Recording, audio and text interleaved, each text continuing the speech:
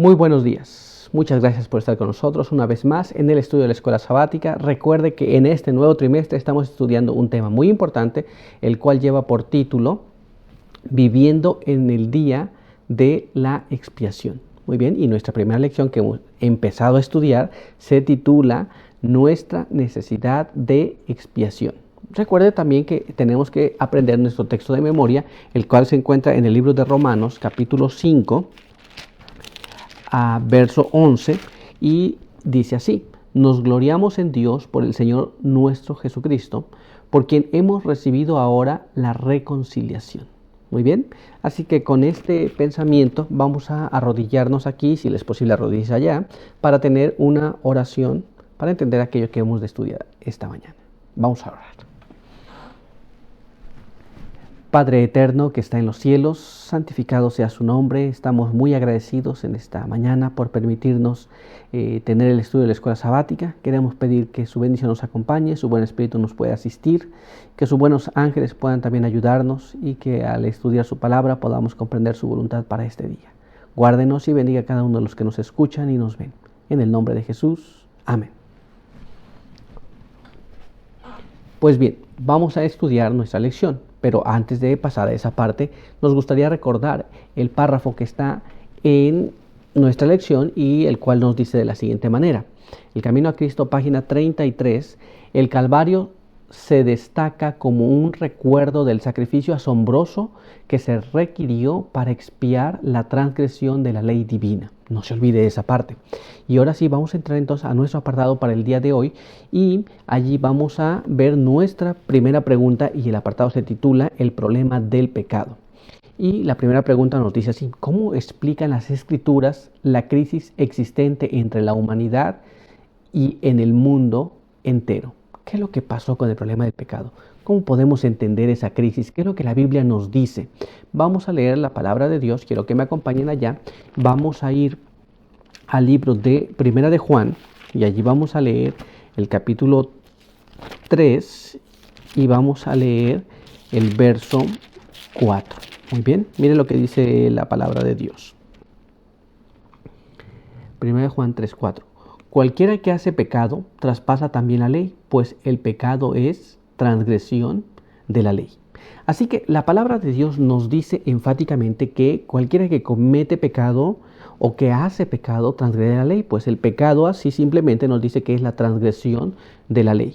Pero eso no es todo. La palabra de Dios aún nos habla un poco más y nos explica aún más claro qué significa esto. Vamos a la palabra de Dios, quiero que me acompañen allí y leamos allá en 1 de Juan capítulo 1. Ahí vamos a leer el capítulo 1 y vamos a leer el verso 8. Mire cómo dice allí. Si dijéramos que no tenemos pecado, nos engañamos a nosotros mismos y no hay verdad en nosotros. La palabra de Dios es muy clara. Nos explica cuál es el problema del pecado en las personas en el mundo entero. ¿Pero qué significan estas palabras? Quiero que me acompañen a leer en la pluma inspirada. Y allí vamos a leer en el siguiente párrafo que está en el libro Alza tus ojos, página 51, y nos explica muy claramente aquí. Acompáñame a leerlo. No hay nadie, no importa cuán fervorosamente esté tratando de hacerlo mejor, que pueda decir no tengo pecado. ¿Estamos entendiendo? Una persona puede tratar de hacer lo mejor que sabe. Sin embargo, cometemos pecado. Muy bien, la Biblia lo pone muy claro. Y la pluma inspirada nos lo explica también. Pero acompáñenme a leer el siguiente párrafo que vamos a leer y el cual se encuentra en El conflicto de los siglos, página 484, y nos dice así: nada se enseña con mayor claridad en las Sagradas Escrituras que el hecho de que Dios no fue en nada responsable de la introducción del pecado en el mundo y de que no hubo retención arbitraria de la gracia de Dios, ni error alguno en el gobierno divino que diera lugar a la rebelión. El pecado es un intruso y no hay razón que pueda explicar su presencia. Es algo misterioso e inexplicable. Excusarlo equivaldría a defenderlo. ¿Estamos entendiendo cómo funciona esto? Dios no es responsable del pecado. Muchas personas así lo piensan, que Dios es responsable de las cosas malas que ocurren. Pero a la realidad, este es un misterio para nosotros. No podemos explicar el por qué el pecado se originó. Sabemos que se originó, pero tratar de buscarle una excusa o darle una explicación sería excusar el pecado.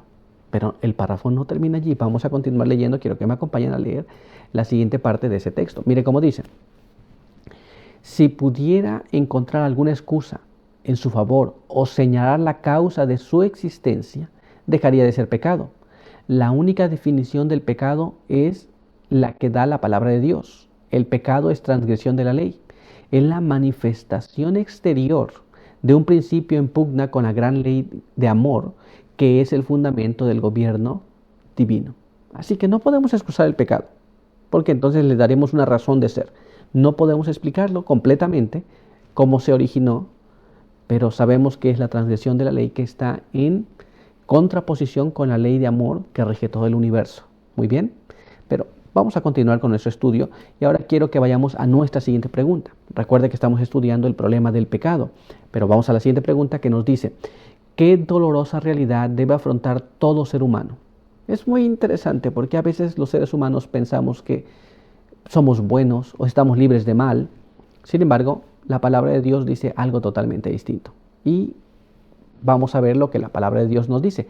¿Cuál es la realidad a la que nos enfrentamos los seres humanos? Pues acompáñame a leer en la palabra de Dios, en el libro de Romanos capítulo 3, y ahí vamos a leer el verso 23. Mire cómo dice: por cuanto todos pecaron y están destituidos de la gloria de Dios. Podemos tratar de analizar el texto un poco. La palabra de Dios dice que todos han pecado. Usted, yo, todos nosotros hemos pecado y estamos destituidos de la gloria de Dios. En dos aspectos. Primero, cuando Adán vivía en el Edén junto con Eva, ellos tenían una gloria que los cubría. Cuando ellos pecaron, esa gloria les dejó de cubrir y se dieron cuenta que estaban desnudos. Hoy día todos nosotros usamos ropa para cubrirnos porque estamos destituidos en parte de esa gloria. Pero también el carácter de Dios estaba en ellos y cuando ellos pecaron, dejaron de reflejar ese carácter de Dios. Y hoy día el ser humano se encuentra no reflejando el carácter de Dios.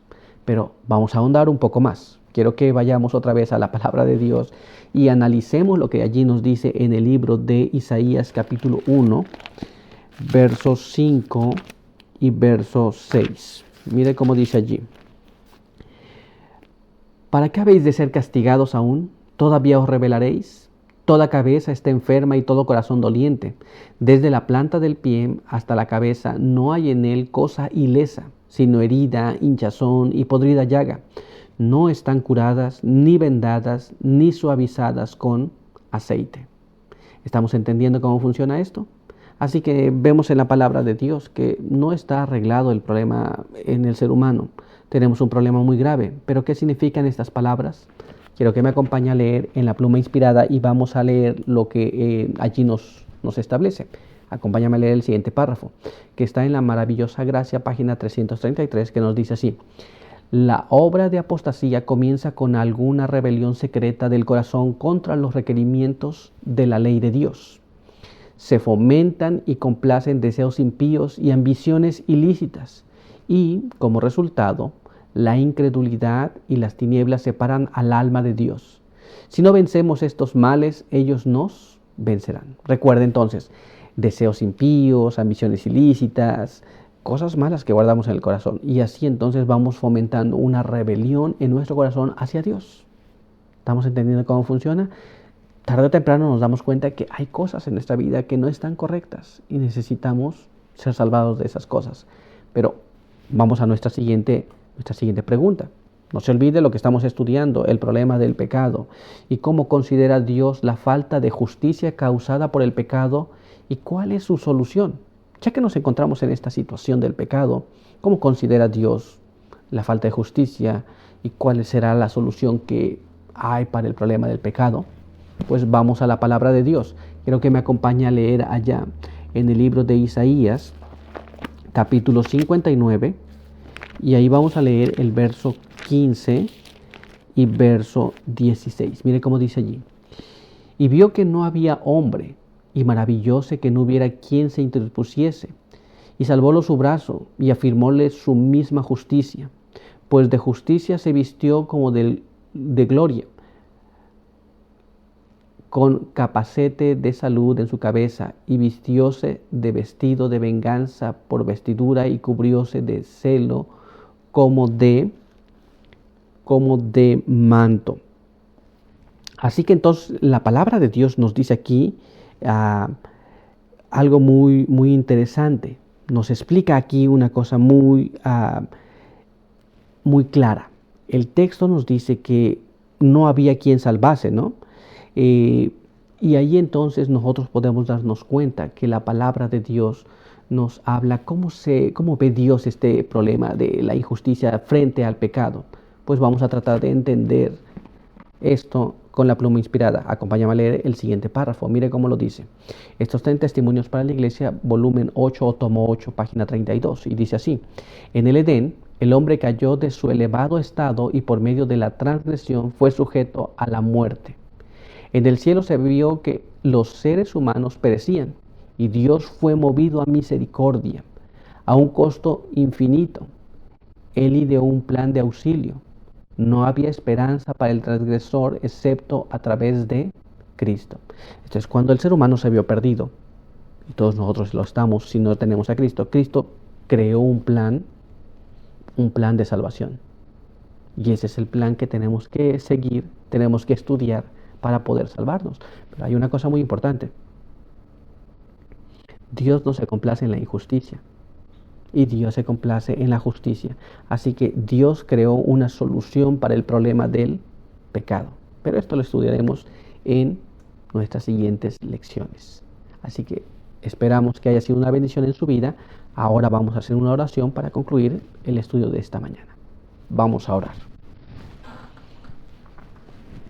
Padre eterno que está en los cielos, santo y bendito sea su nombre. Estamos muy agradecidos por permitirnos tener el estudio de su palabra. Queremos pedir que nos ayude cada día para entender las cosas que venimos estudiando. Pedimos que nos ayude y nos bendiga con sus buenos ángeles, su buen espíritu, y que cada uno que nos ve y que cada uno que nos escucha pueda también ser ayudado para que todos juntos podamos alcanzar a ser parte de ese gran plan de la salvación. Bendíganos aquí y bendiga a cada uno que nos escuchó. En el nombre de Jesús. Amén. Muy bien, pues le esperamos el día de mañana y esperamos que nos podamos volver a encontrar. Que Dios le bendiga.